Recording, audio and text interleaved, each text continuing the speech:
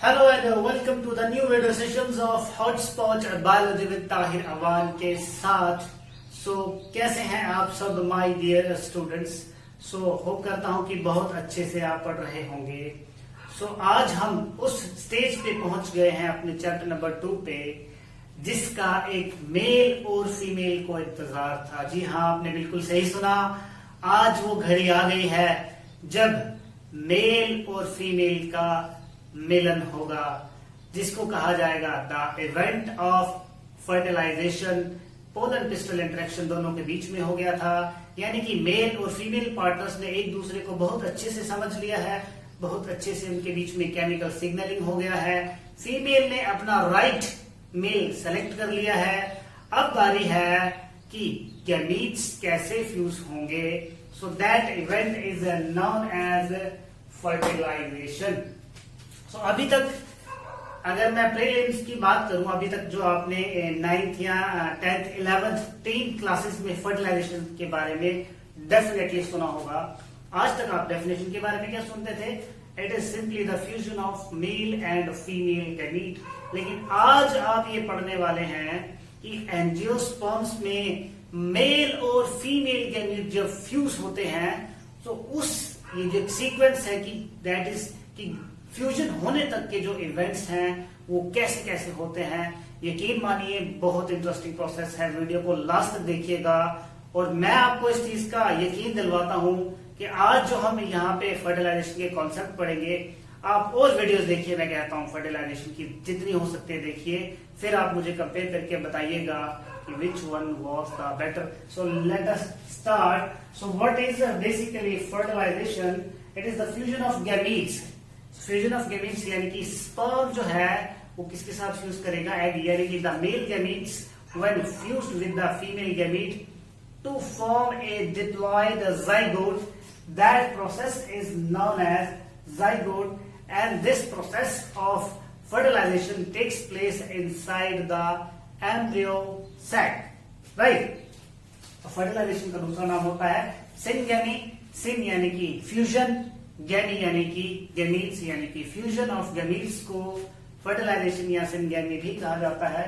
तो देखिए यहाँ पे एक सबसे बड़ी जो गलती करते हैं बच्चे, देखिए आपने कभी ये चीज ऑब्जर्व नहीं की होगी, लेकिन मैं आपको ये बता देता हूं। आप क्या करते हैं, अगर आपको ये प्रोसेस बताने के लिए कहा जाए तो यूजुअली बच्चे क्या करते हैं, यहाँ पे स्पर्म लिखते हैं या स्पर्म का स्ट्रक्चर बना देते हैं, लेट अस सपोज, और यहाँ पे एग। फिर वो क्या करते हैं, इस तरह से एरो बना के और यहाँ पे जाइगोट बना देते हैं, राइट, और बता देते हैं this is the process of fertilization. लेकिन मैं आपको बता दूं दिस इज टोटली रॉन्ग। तो अब आप सोच रहे होंगे सर कहीं पागल वागल तो नहीं हो गए हैं, लेकिन मैं आपको बता देता हूं what is the right way. तो क्या होता है, कभी भी जब भी फ्यूजन ऑफ गैमीट्स होता है, female gamete never moves. Female gamete कभी नहीं मूव करता है। The gamete which moves is the male gamete, that is the sperm. So इसीलिए जब भी आप फर्टिलाइजेशन को रिप्रेजेंट करें तो इस तरह से करें, स्पर्म हमेशा मूव करता है एग के पास to form zygote. So this is the right representation of fertilisation और जाइगोट फॉर्मेशन। बात समझ में आई आपको? तो चलिए अब हम देखते हैं कि जो ये फर्टिलाइजेशन का प्रोसेस है ये कैसे होता है, राइट। तो सबसे पहले क्या होगा, देखिए, तो चलिए अब हम देखते हैं कि किस तरह से पूरा कंप्लीट प्रोसेस होता है फर्टिलाइजेशन का, राइट। सो जो फर्टिलाइजेशन का प्रोसेस होगा इसकी वेरियस स्टेजेस हैं। तो जो सबसे पहला स्टेज होगा that will be the growth of pollen tube. अब ये पोलन ट्यूब की ग्रोथ कैसे होगी, देखिए सबसे पहले क्या होगा, the pollen will reaches the in fact the viable और the right pollen will reaches the surface of stigma. यहां तक बात समझ में आ गई। जैसे ही स्टिग्मा के सरफेस पे पहुंचेगा सो इट विल एब्जॉर्ब वाटर। ये क्या करेगा, वाटर को एब्जॉर्ब करेगा। जैसे ही वाटर को एब्जॉर्ब करेगा और क्या होगा, स्वेल होगा। So it will gradually increase its size. So ये वैसे in the form of exine, ऐसे शो कर देता हूं, थोड़ा सा साइज इसका बड़ा होगा। तो देखिए इसके बाहर वाली साइड क्या है, एक्साइन, अंदर वाली साइड क्या है, एंटाइन, और ये है जर्म पोर। मैंने आपको बताया था कि जर्म पोर का फंक्शन क्या है, to form the pollen tube, क्योंकि जो पोलन ट्यूब है वो एक्साइन पार्ट से नहीं बन सकती due to the presence of sporopollenin which cannot be graded by any enzyme till date, right? तो जैसे ही ये राइट पोलन यहाँ पे लैंड कर गया, स्टिग्मा ने इसको रिकॉग्नाइज कर लिया, पोलन पिस्टल इंटरेक्शन हो गया, यानी कि ये पोलन जर्मिनेट हो गया। So right after the germination what will happen, there will be the entry of pollen tube, और we can say the pollen tube formation will start. And कौन मुझे बताएगा कि जो पोलन ट्यूब है वो कौन से पार्ट से बनती है? So the pollen tube is a part of एंटाइन और इट इज ए प्रोट्रूजन, वो एंटाइन पार्ट से बनती है। सो यहां से पोलन ट्यूब का बनना शुरू हो जाएगा, राइट? सो जैसे पोलन ट्यूब बनना शुरू हो जाएगी, ये है इसका style part, this is stigma. So देखिए ये जो पोलन ट्यूब है, अब इसको फाइनली पहुंचना कहां पे है? इस पोलर ट्यूब को फाइनली कहां पहुंचना है? मैं यहाँ पे एम्ब्रियोसाइट का स्ट्रक्चर बना देता हूं। These are the synergids, right? And this is the egg cell, this is the egg cell. Then after the egg cell, these are the polar nuclei, and finally we have the antipodals. Right, we have the antipodals. So where this polar tube has to reach, this polar tube has to reach this micropolar end, so that the polar tube which is carrying the male gametes, they will fuse with the egg cell. अब आपको जो important चीज याद रखनी है, देखिए very very important, NEET में एक दो बार पूछी गई है। द प्रोसेस यहां पे लिख लीजिए, the process where pollen tube carries, the process where the pollen tube carries male gametes, the process where the pollen tube carries male gametes to female gamete, इसको फाइनली कहां पहुंचना है? फीमेल गैमीट के पास। This process is known as siphonogamy, very very important. This process is known as siphonogamy, ये NEET में पूछा गया है। And this process of siphonogamy was explained by Strasburger, right? इसको स्ट्रॉसबर्गर ने एक्सप्लेन किया था, तो ये आप नोट डाउन कर लें। अब मैं इसको मिटा देता हूं, राइट? अब उसके बाद व्हाट विल हैपन नेक्स्ट? सो इस स्टाइल का काम क्या था? इस स्टाइल का काम है कि ये इस पोलन ट्यूब को क्या कर रहा है? गाइड कर रहा है। सो पोलन ट्यूब के आगे कौन सा सेल है? वेजिटेटिव सेल है, और इसके पीछे क्या है? There will be 2 male gametes. So अब देखिए इसके बाद क्या होगा। अब ये पोलन ट्यूब का बढ़ना शुरू हो गया है। मेल अपनी दुल्हन के पास जाने के लिए बिल्कुल रेडी है, और दुल्हन देखिए यहाँ पे घूंघट में इसका इंतजार कर रही है। तो फिर क्या होगा? After the polar tube guidance from the style, the polar tube will enter the tissues of the still. अब देखिए इसमें बच्चे यहाँ पे एक बहुत बड़ी मिस्टेक करते हैं, बहुत ही बड़ी मिस्टेक है। अभी आपके साथ डिस्कस करते हैं। ये देखिए ये पोलर ट्यूब जा रही है, बहुत अच्छे से दिख रही होगी आपको। अब मिस्टेक वो ये करते हैं कि बच्चे क्या करते हैं, ये जो पोलर ट्यूब का एंट्री है वो इस एम्ब्रियोसाइट के रास्ते से करवाते हैं, जो बिल्कुल सरासर गलत है। सो आप इस चीज का ध्यान रखें कि आपको जो पोलर ट्यूब का एंट्री करवाना है, ये देखिए this is the ovule structure, ये जो मैंने ब्लू कलर का लाइन बनाया है, आपको इस ओव्यूल के बाहर से लेके आना है पोलर ट्यूब को। पोलर ट्यूब ओव्यूल के अंदर डायरेक्टली एंटर नहीं कर सकती है। ये बताएंगे हम कौन कौन से पाथवेज होते हैं। ये बहुत बड़ी मिस्टेक करते हैं बच्चे, राइट? सो अब कौन मुझे बताएगा कि ग्रीन पार्ट मैंने कौन सा बनाया है? This is the placenta, this is the placenta. So होगा क्या, ये जो पोलन ट्यूब है it will reach the placenta. So placenta के पास पहुंचते ही, या ये कह सकते हैं प्लेसेंटा के साथ वाला पार्ट कौन सा है, फ्यूनिक्यूलस, राइट। सो यहां पे क्या होगा, फ्यूनिक्यूलस और प्लेसेंटा इस पोलन ट्यूब को गाइड करेंगे कि भाई साहब आपको इस माइक्रोपाइलर एंड के पास जाना है, आपको इधर उधर नहीं जाना है। सो क्या होगा, this pollen tube will attach to the surface of funiculus so that it is not distracted on the way, right. So क्या होगा, अगर यहाँ पे फ्यूनिक्यूलस और प्लेसेंटा नहीं होंगे तो हो सकता है कि ये पोलन ट्यूब स्ट्रेट ही ट्रेवल कर जाए, राइट। सो इसी चीज को रोकने के लिए, इसी चीज को गाइड करने के लिए कि ये जो पोलन ट्यूब है ये माइक्रोपाइलर एंड के पास पहुंचे, इसको गाइड करेंगे फ्यूनिक्यूलस एंड प्लेसेंटा। तो होगा क्या, ये जो पोलन ट्यूब है ये इनको काटती हुई it will reach the micropylar and. very very beautiful process. How beautiful is that process? तो देखिए फाइनली अब जो ये पोलन ट्यूब है, तो ये मेल गैमीट्स को भी मैं थोड़ा आगे कर देता हूं। अब जो ये पोलन ट्यूब है which is carrying the male gametes will reach the, so यहां पे बना देते हैं this is the vegetative cell, it will reach the micropylar end, right. अब जो ये पोलन ट्यूब एंट्री है ये मोस्ट ऑफ द एंजियोस्पर्म्स में माइक्रोपाइलर एंड से ही होती है, लेकिन कुछ एंजियोस्पर्म्स ऐसे भी हैं यहां से जो पोलन ट्यूब है other than micropylar end entry करती है, right. So on that basis, so on the basis of pollen tube entry is of 3 types. How many types? 3 types, या आप ये कह सकते हैं pollen tube can enter the ovule in 3 different ways. So पहला जो सबसे कॉमन पाथवे मैंने आपको बताया that is through the micropylar end that process of pollen tube entry from the micropylar end is known as porogamy. क्या कहा जाएगा इसे?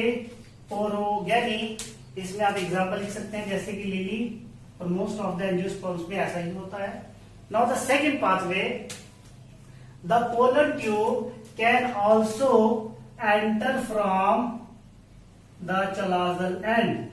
The pollen tube can also enter from the chalazal end. This is the chalazal end. So the process of pollen tube entry from the chalazal end is known as chalazogamy. It is known as chalazogamy.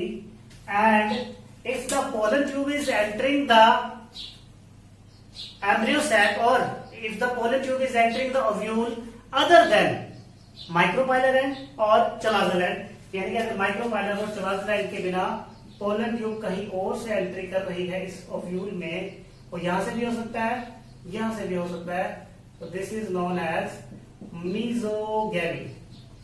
क्या कहा जाएगा इसे? Mesogamy. तीनों का definition लिख लीजिए, definition मैंने बता दिया है। चलाजोगैमी में आप एग्जांपल लिख सकते हैं बेट्यूला, यहाँ पे आप एग्जांपल लिख सकते हैं बेट्यूला, और मीजोगैमी में आप एग्जांपल लिख सकते हैं कुकुरबिटा, राइट। सो ये 3 तरीके होते हैं पोलन ट्यूब की एंट्री के। तो इसके बाद हम देखेंगे कि जब पोलन ट्यूब इस माइक्रोपाइलर एंड के पास पहुंच जाती है, सो उसके बाद क्या होगा कि ये जो माइक्रोपाइल है इस पोलन ट्यूब को गाइड करेगा to reach the egg cell. So अब देखेंगे हम कि जब ये पोलन ट्यूब इस माइक्रोपाइलर एंड के पास पहुंच जाती है तो उसके बाद क्या होता है, right.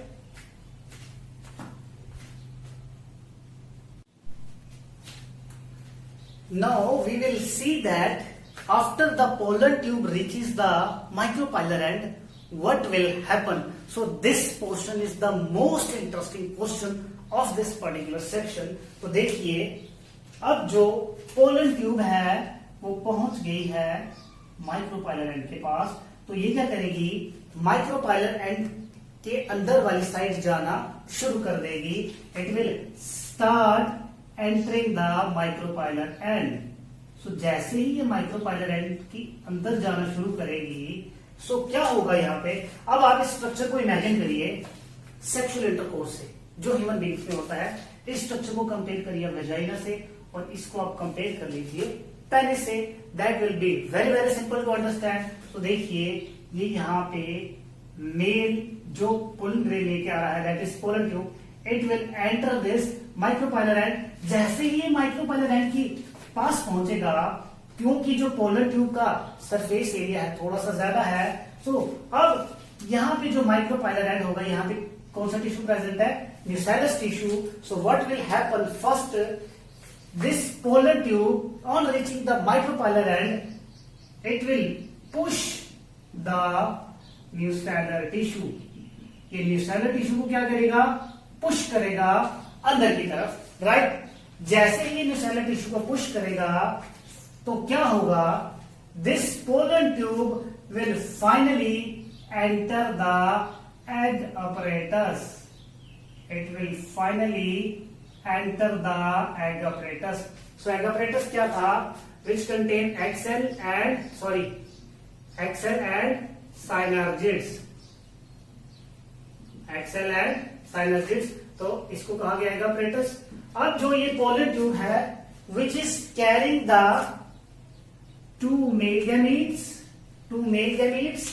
and one vegetative cell, it will enter the egg apparatus, that is first it will enter the synergids। तो देखिए यहाँ पे क्या होता है, अब जो ये synergid होंगे, अब इनको पता चल चुका है कि फाइनली अब एग सेल का फ्यूजन होने का टाइम आ चुका है, तो ये क्या करेंगे, पोलन ट्यूब को अपनी तरफ आकर्षित करेंगे। So the synergid cell what they will do, they will secrete a chemical।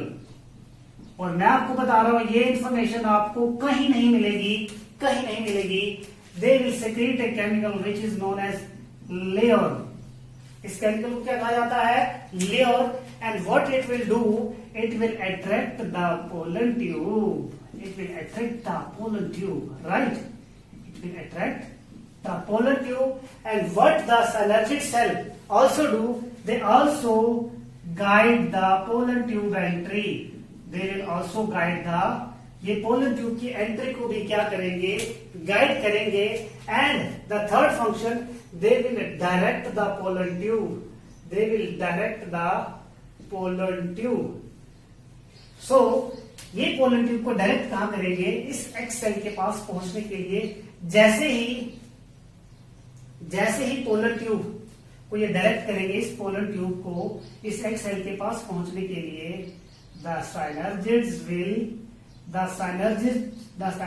will degenerate। and one more important process that occurs here, after the pollen tube will enter the synergid cell, the tip of the pollen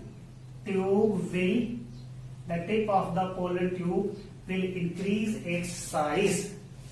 तो मैं आपको एक interesting fact बता देता हूं कि human beings में जब इजैकुलेशन होता है ना, so at the time of ejaculation जो पेनिस का साइज होता है प्रीप्यूस का ना, वो इंक्रीज कर जाता है आगे से। इन द सेम वे यहाँ पे भी after entering the synergid cell, pollen tube का जो टिप का साइज है वो क्या हो जाता है, इंक्रीज। और synergid सेल्स क्या हो जाएंगे, यहाँ से डिग्रेड हो जाएंगे या डीजनरेट हो जाएंगे। तो अब यहाँ पे क्या रह गया है, only the egg cell is remaining, right। उसके बाद क्या होगा, the pollen tube will now release its contents। तो सबसे पहले क्या होगा, जो ये पोलन ट्यूब है अपना वेजिटेटिव न्यूक्लियस यहां से रिलीज करेगी। और जो vegetative nucleus it will also degenerate, क्योंकि वेजिटेटिव न्यूक्लियस को तो फर्टिलाइजेशन नहीं करना है। So the vegetative nucleus will also be degenerated and the first male gamete will fuses with this egg। How interesting is that? The first male gamete, remember this, the first male gamete will fuses with egg to form zygote, right। पहला male gamete zygote के साथ fuse करेगा, sorry egg के साथ fuse करेगा to form zygote and simultaneously at the same time the second male gamete will fuses with this polar nuclei. So क्योंकि एक्सेल haploid होता है, मेल भी हैप्लॉइड होता है, so this zygote will be diploid, and because this polar nuclei is diploid and the male gamete is haploid, so the second male gamete fuses with the polar nuclei to form triploid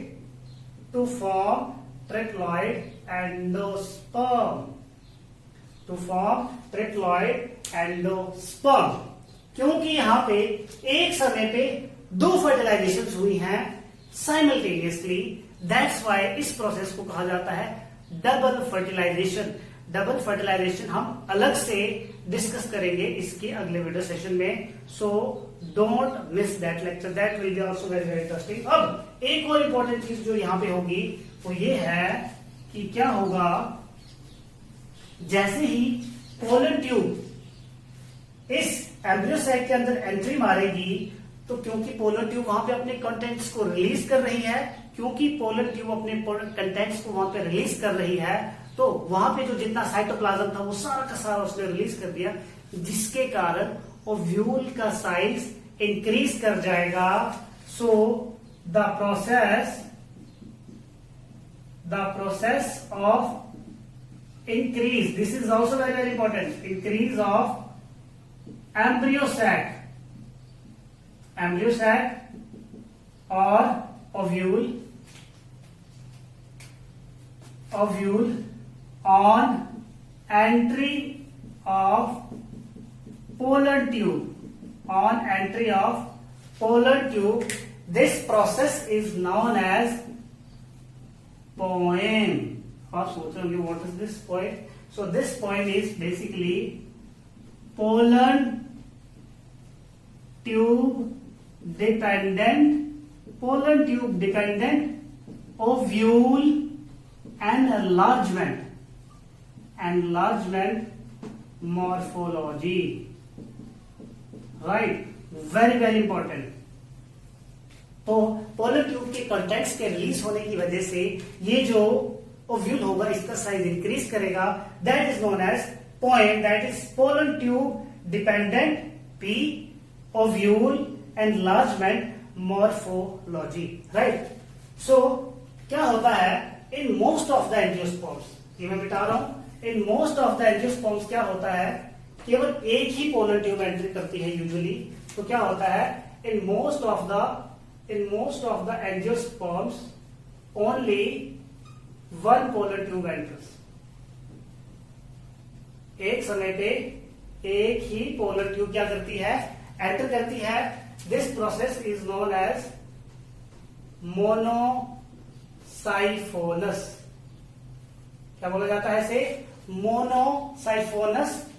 लेकिन कभी कभी क्या होता है एक ही समय पे बहुत सारी पोलर ट्यूब्स का निकलना शुरू हो जाता है, तो that process is known as